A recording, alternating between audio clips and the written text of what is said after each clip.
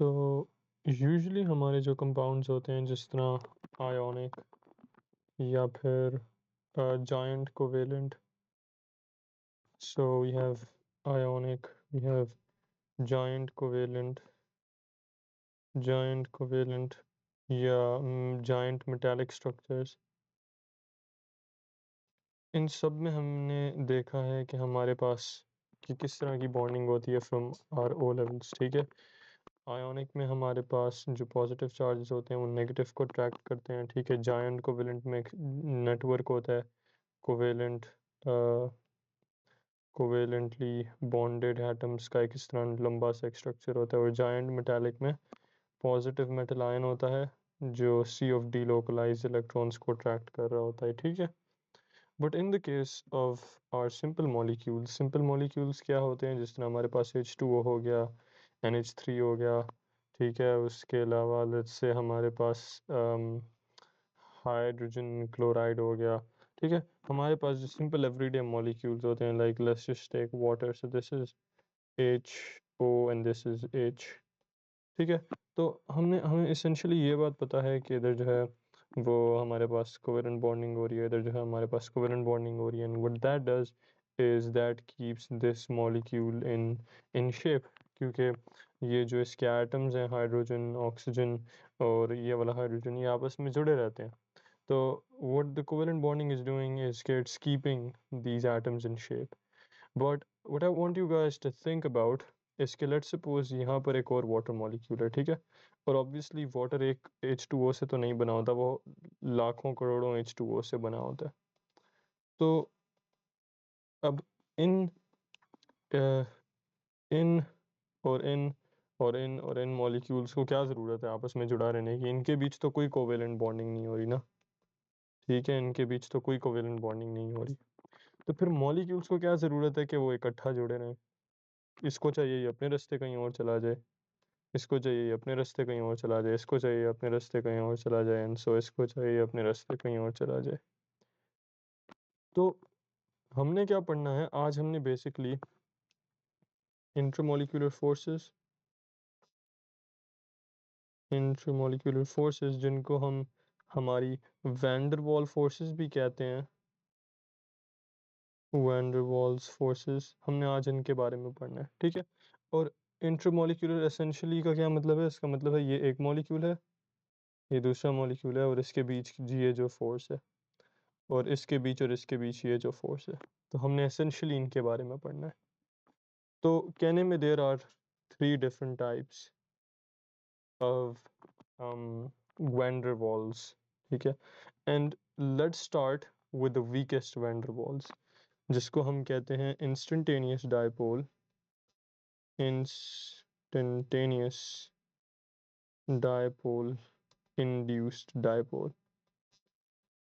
ठीक है, induced dipole. और इसको हम इस तरह भी लिख रहे होते हैं, ID।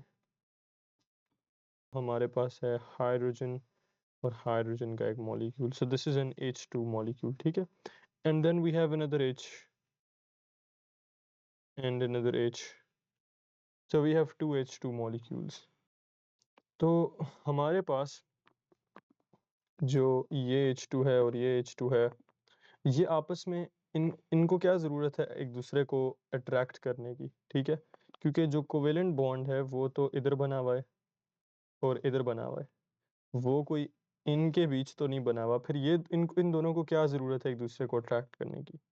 वेल, तो इसको जो है ना वो आप लोग इस तरह समझे। So what I am going to do is I am going to draw an atom over here. ठीक है, I am going to draw an atom, और लेट्स से ये इसके शेल्स हमने बना लिया। And what I'm going to do is I'm going to put 2 electrons over here, and I'm going to put, okay, this is enough। ठीक है, समझाने के लिए this is enough। तो essentially इलेक्ट्रॉन्स जो हैं वो क्या है कि पोजीशन में रहते हैं एटम के अंदर या मूव करते हैं। तो हम सबको पता है कि इलेक्ट्रॉन्स जो है वो एक एटम के अंदर मूव कर रहे होते हैं, एक ही जगह पर नहीं रहते। तो होएगा क्या, फर्ज करो कि अगले इंस्टेंट में क्या होता है कि जो हमारे इलेक्ट्रॉन्स हैं वो मूव करके कुछ इस तरह से बन जाते हैं। तो हमारे इलेक्ट्रॉन्स जो हैं वो कुछ इस तरह से बन जाते हैं। अब देखो हमारे पास ना दो ओपनिंग्स बन गई। एक ओपनिंग यहाँ पर है और ओपनिंग तो नहीं, खैर दो दो जोन्स बन गए हैं। एक जोन यहाँ पर है और एक जोन ये वाला है। एंड यू कैन सी कि जो ब्लू साइड है उधर न्यूक्लियस एक्सपोज्ड है। ठीक है, तो ये न्यूक्लियस जो है ये अब एक्सपोज हुआ हुआ है टू इट्स आउटर वर्ल्ड। लेकिन ये वाली जो साइड है ना, सारे इलेक्ट्रॉन्स इस जगह पर मौजूद हैं। तो ये क्या कर रहे हैं, ये एक तरह से न्यूक्लियस को कवर अप कर रहे हैं। ठीक है, इस साइड पर जो आउटर वर्ल्ड है वो कवर हो रही है, इलेक्ट्रॉन्स जो हैं वो न्यूक्लियस को कवर कर रहे हैं। तो अब इसेंशली होता क्या है कि यू कैन काइंड ऑफ सी कि इस तरफ फिर एक पार्शियल नेगेटिव सा चार्ज बन गया क्योंकि सारे इलेक्ट्रॉन्स इस जगह पर आ गए, और इस साइड पे एक पार्शियल पॉजिटिव सा चार्ज बन गया क्योंकि यहाँ पर न्यूक्लियस एक्सपोज्ड है। तो अब ये पार्शियल पॉजिटिव और ये पार्शियल नेगेटिव बना हुआ है। ठीक है, अब लेट्स से हमारे पास एक और एटम है और उसके अंदर भी क्या होता है। So let me just draw an atom real quick. So let me just draw an atom real quick.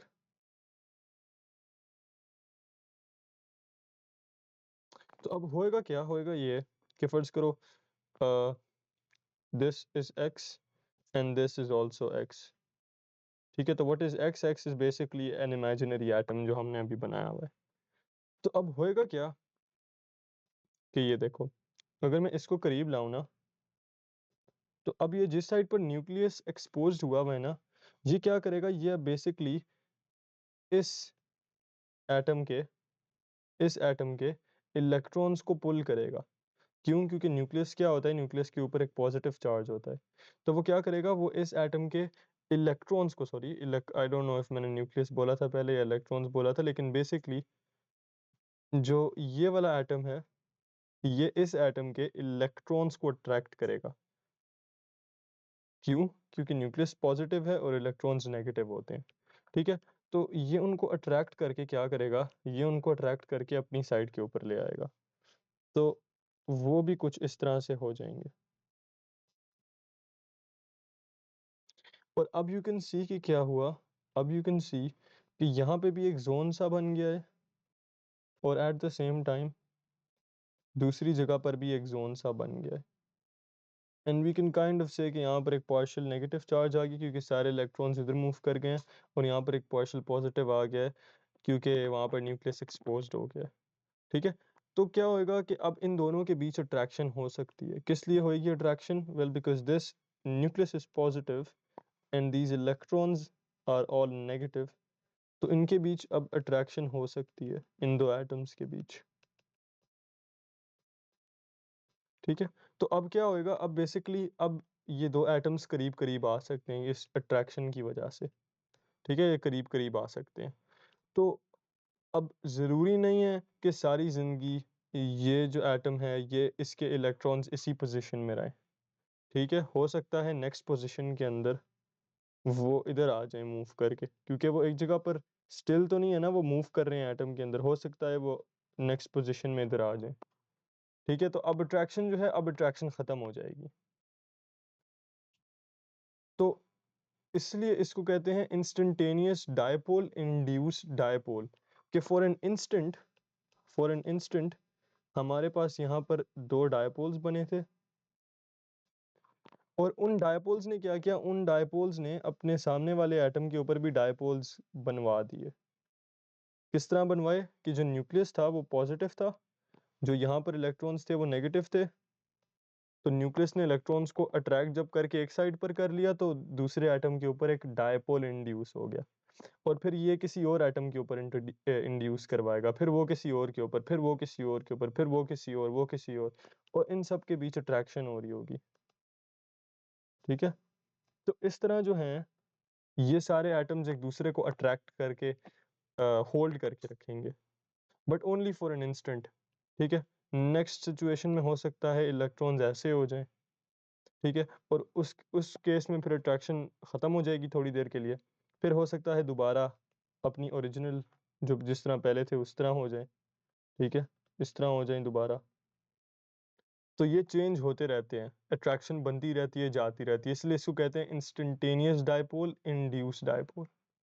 तो अब ये इस किस्म की जो हमारे पास इंटरमोलिक्यूलर फोर्स है, ये सारे कंपाउंड्स के अंदर एग्जिस्ट करती है और सारे एटम्स के अंदर एग्जिस्ट करती है। ठीक है, हर चीज़ के अंदर ये एग्जिस्ट करती है। तो you can take your noble gases, you can take your simple molecules. ठीक है, ये जो है ये इन दोनों में एग्जिस्ट करेगी। ठीक है, इसके अंदर भी और इसके अंदर भी। और उसकी रीज़न क्या है? Is because everything has electrons and everything has a nucleus. अब अगर मैं वही एग्जांपल ले लूँ H2 की, and what I am going to do is मैं H2 को एक एक बॉल में बनाऊंगा rather देन इस तरह जिस तरह उसका प्रॉपर मॉलिक्यूल है, to make the understanding simpler. तो अब फर्ज कर लो कि H2 में क्या हुआ, इधर सारे इधर से जो था ना न्यूक्लियस एक्सपोज हो गया और इलेक्ट्रॉन्स जो थे ना वो मूव करके इधर आ गए। तो अब ये क्या करेंगे, यहाँ पर डायपोल्स बन गए। अब ये इंड्यूस करा देंगे डायपोल्स एक और H2 के ऊपर, वो इंड्यूस करा देगा एक और H2 के ऊपर, वो इंड्यूस करा देगा एक और H2 के ऊपर, और फिर ये सारे एक दूसरे को अट्रैक्ट करेंगे। और अब इस इंस्टेंटेनियस डायपोल के बारे में आपको एक बात पता होने की ज़रूरत है कि इसकी स्ट्रेंथ जो है ना वो ज़्यादा हो सकती है अगर आपका जो एटम है या आपका जो मॉलिक्यूल है उसके अंदर नंबर ऑफ इलेक्ट्रॉन्स ज़्यादा हों। वो किस लिए? वो इसलिए क्योंकि देखो, फिर अगर इलेक्ट्रॉन्स एक साइड पर आएंगे ना तो वो ज़्यादा पार्शियल नेगेटिव बन जाएंगे एज कंपेयर टू कम इलेक्ट्रॉन्स। और उसी तरह फिर ये साइड भी जो है वो ज़्यादा पार्शियल पॉजिटिव बन जाएगी। ठीक है, तो अगर आपके नंबर ऑफ इलेक्ट्रॉन ज़्यादा हैं तो आपके बीच जो इंस्टेंटेनियस डायपोल इंड्यूस डायपोल की जो फोर्स होगी वो भी ज़्यादा स्ट्रॉन्गर होएगी। ठीक है, तो ये हमारी फर्स्ट किस्म की जो थी वो फोर्स थी और हम इसको आईडी के नाम से पहचानते हैं। And now we gonna talk about our second force जिसको हम कहते हैं permanent dipole. Permanent dipole, so we have permanent dipole, permanent dipole. And ये वाली फोर्स जो है ये बेसिकली पोलर मॉलिक्यूल्स या पोलर कंपाउंड्स के बीच बनती है। ठीक है, पोलर मॉलिक्यूल्स। और पोलर कौन से मॉलिक्यूल्स होते हैं? जिनमें हमारे पास इलेक्ट्रोनेगेटिविटी का डिफरेंस होता है। ठीक है, तो हमारे पास फर्ज कर लो कि यहाँ पर एक एटम है हाइड्रोजन और यहाँ पर एक एटम है क्लोरीन। तो अब ये दोनों सेम नहीं है, इनके बीच इलेक्ट्रोनेगेटिविटी का डिफरेंस है। जो क्लोरीन है वो ज़्यादा इलेक्ट्रोनेगेटिव है एज़ कम्पेयर टू हाइड्रोजन। और आप कहोगे कि यार ये बात आपको कैसे पता चली? तो well if you look at your periodic table तो वो कुछ इस तरह से बना हुआ होता है। ठीक है, कुछ इस तरह से होगा आपके पास आपका पीरियोडिक टेबल और यहाँ पर आपके पास हाइड्रोजन होता है। तो देखो, मैंने आप लोगों को अपनी इलेक्ट्रोनेगेटिविटी वाली वीडियो में समझाया था कि आपके पास जोन से भी when you go right in your periodic table तो क्या होगा कि आपकी इलेक्ट्रोनेगेटिविटी इंक्रीज करेगी, and when you go down your periodic table तो आपकी इलेक्ट्रोनेगेटिविटी डिक्रीज करेगी। तो इसका मतलब है कि राइट साइड पे इलेक्ट्रोनेगेटिविटी ज़्यादा है और टॉप पर ज़्यादा है। और देखो यहाँ पर जो एलिमेंट्स होंगे ना इस जगह पर, वो राइट साइड पर भी हैं और एट द सेम टाइम वो टॉप पर भी हैं। ठीक है, तो बेसिकली इस रीजन में जो आपके पास चंद एलिमेंट्स होते हैं जिस तरह फ्लोरीन हो गया, ऑक्सीजन हो गया, नाइट्रोजन हो गया, क्लोरीन हो गया, वो काफ़ी इलेक्ट्रोनेगेटिव होते हैं एज़ कम्पेयर टू ये बाकी का जो पीरियोडिक टेबल है इसके। और यहाँ पर हमारे पास नोबल गैसेस आती हैं, वो भी काफ़ी इलेक्ट्रोनेगेटिव हैं, लेकिन उनकी हम बात इसलिए नहीं कर रहे क्योंकि वो जो हैं मॉलिक्यूल्स नहीं बना रहे होते। ठीक है, वो वैसे ही नोबल गैसेस होती हैं, उनकी इलेक्ट्रॉनिक कन्फिग्रेशन वैसे ही पूरी होती है तो वो मॉलिक्यूल्स उनको बनाने की नहीं ज़रूरत पड़ती। ठीक है, तो क्लोरीन जो है, chlorine is one of those electronegative elements जो राइट पर है और टॉप पर है। तो ये क्या करता है, ये बेसिकली हाइड्रोजन को डिस्टोर्ट कर देता है क्योंकि ये इलेक्ट्रॉन्स अपनी तरफ खींच रहा होता है। सो this is chlorine, this is hydrogen. और फिर अब इसकी वजह से इसके ऊपर एक आ जाता है पार्शियल नेगेटिव, इसके ऊपर आते हैं partial positive, and we draw an arrow like this to denote के इलेक्ट्रॉन्स की मूवमेंट जो है वो हाइड्रोजन से क्लोरीन की तरफ है। तो why are these called permanent dipole? Permanent dipole, well because ये देखो, ये पार्शियल पॉजिटिव और ये पार्शियल नेगेटिव और परमानेंट। ये नहीं होगा कि अगले इंस्टेंट में ये डायपोल्स ख़त्म हो जाएंगे या उससे अगले इंस्टेंट में ये दोबारा आ जाएंगे, इस तरह नहीं है। ये डायपोल्स हैं and they are here to stay. ये इलेक्ट्रॉन्स की मूवमेंट से कॉज नहीं हो रहे डायपोल्स, ये किससे कॉज हो रहे हैं? ये इलेक्ट्रोनेगेटिविटी के डिफरेंस से कॉज हो रहे हैं। ठीक है, तो ये जो परमानेंट डायपोल है, ये बेसिकली पोलर मॉलिक्यूल्स के बीच एग्जिस्ट करती है। तो now how the attraction is gonna work is कि आपके पास एक HCl तो नहीं होगा। फॉर एग्जांपल आपके पास बहुत से HCls होंगे, तो हो सकता है आपके पास एक HCl यहाँ पर हो, ठीक है। फिर हो सकता है आपके पास एक HCl यहाँ पर हो, ठीक है। um, तो इसके ऊपर पार्शियल नेगेटिव, इसके ऊपर पार्शियल पॉजिटिव, इसके ऊपर पार्शियल पॉजिटिव, इसके ऊपर पार्शियल नेगेटिव।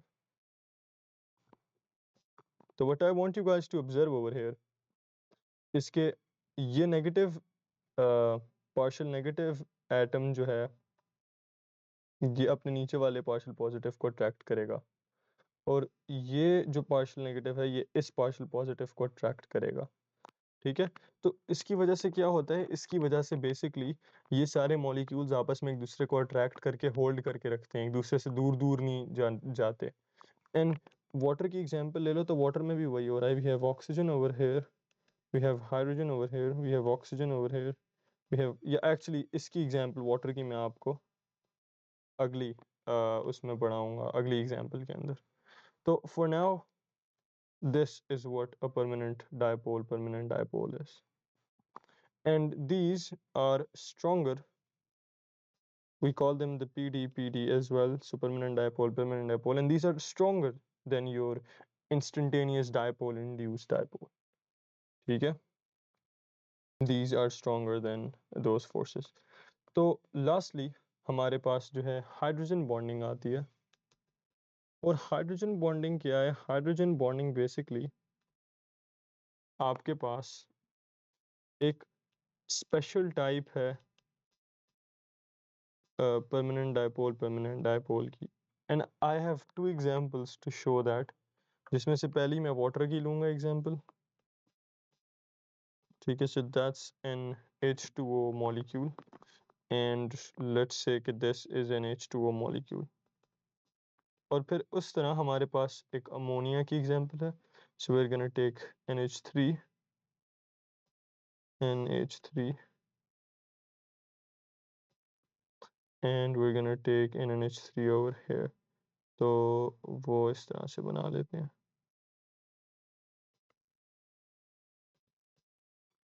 तो अब हाइड्रोजन हाइड्रोजन बॉन्डिंग जो है वो सिर्फ उन कंपाउंड्स में एग्जिस्ट करेगी जिनमें आपके पास हाइड्रोजन नाइट्रोजन की कोवेलेंट बॉन्डिंग हुई होगी, या फिर हाइड्रोजन और ऑक्सीजन की कोवेलेंट बॉन्डिंग हुई होगी, ठीक है। इन दो केसेस में ये एग्जिस्ट करेगी। तो अब होता क्या है कि बेसिकली देखो, वाटर के अंदर हमारे पास जो हाइड्रोजन है उसने ऑक्सीजन के साथ एक कोवेलेंट बॉन्ड बनाया हुआ है, इधर भी बनाया हुआ है। तो इधर कंडीशन जो है वो मीट हो रही है हाइड्रोजन बॉन्डिंग वाली। तो अब होएगा क्या, होएगा ये कि इसके ऊपर जो है ऑक्सीजन जो है that is more electronegative than hydrogen, तो इसके ऊपर पार्शियल नेगेटिव का चार्ज होएगा, हाइड्रोजन के ऊपर पार्शियल पॉजिटिव होएगा, इधर भी पार्शियल पॉजिटिव होएगा, ठीक है। एंड सो इधर भी एग्जैक्ट वही चीज़ हो रही होगी। और फिर हमारे पास इस केस में हाइड्रोजन और नाइट्रोजन की कोवेलेंट बॉन्डिंग हो रही है। तो हाइड्रोजन और नाइट्रोजन की कोवेलेंट बॉन्डिंग जो है वो भी हाइड्रोजन बॉन्डिंग की कंडीशन को मीट कर रही है। अब नाइट्रोजन इज मोर इलेक्ट्रोनेगेटिव, तो उसके ऊपर पार्शियल नेगेटिव होएगा, and these guys are gonna be your partial positives, and in the same way this is gonna be partial negative and these guys are gonna be partial positives. तो what's gonna happen इसके ये जो partial positives हैं ये इस oxygen को attract करेंगे। क्यों? क्योंकि ऑक्सीजन के ऊपर पार्शियल नेगेटिव है, ठीक है। एंड इन द सेम वे इधर भी वही काम होएगा कि ये जो पार्शियल पॉजिटिव्स हैं ये नाइट्रोजन को अट्रैक्ट करेंगे क्योंकि नाइट्रोजन इज पार्शियल नेगेटिव। और अब सिर्फ इतने मॉलिक्यूल्स तो नहीं होंगे, सिर्फ दो मॉलिक्यूल्स तो नहीं होंगे, ऑब्वियसली यहाँ पर एक और H2O का मॉलिक्यूल होएगा, यहाँ पर एक और होएगा, यहाँ पर एक और, करोड़ों की तादाद में होंगे। तो वो सब क्या कर रहे होंगे? वो सब अट्रैक्ट कर रहे होंगे एक दूसरे को। And in the same way ammonia के भी आपके पास बहुत से मॉलिक्यूल्स होंगे, तो वो सब एक दूसरे को क्या कर रहे होंगे? अट्रैक्ट कर रहे होंगे, ठीक है। तो जो हाइड्रोजन बॉन्डिंग है उधर अगर आप गौर करो तो उधर भी वही परमानेंट डायपोज हैं, ठीक है। ये एक एस पॉजिटिव बन गया, एक एस नेगेटिव बन गया, फिर यहाँ पर एक एस पॉजिटिव है, यहाँ पर एक एस पॉजिटिव है। और ये इंस्टेंटेनियस नहीं है कि अगले सेकंड में ख़त्म हो जाएंगे फिर दोबारा आ जाएंगे फिर ख़त्म हो जाएंगे, क्योंकि ये भी इलेक्ट्रोनेगेटिविटी के डिफरेंस से बन रहे हैं, ना कि इलेक्ट्रॉन की रोटेशन से, ठीक है। तो ये परमानेंट है, देर हेयर टू स्टे, बट ये ज़्यादा स्ट्रॉन्ग होते हैं किससे? आपके नॉर्मल परमानेंट डायपोल से, जिस तरह हमने HCl में देखा। क्यों? क्योंकि उसमें ये वाली सिचुएशन नहीं थी, ठीक है। तो जब ये सिचुएशन होती है तो हमारे पास हाइड्रोजन बॉन्डिंग होती है and that is stronger than your ordinary permanent dipoles. So that's why we put it on the top. So we call this hydrogen bonding, ठीक है। और हमारे पास इस तरह स्ट्रेंथ इंक्रीज करी होती है।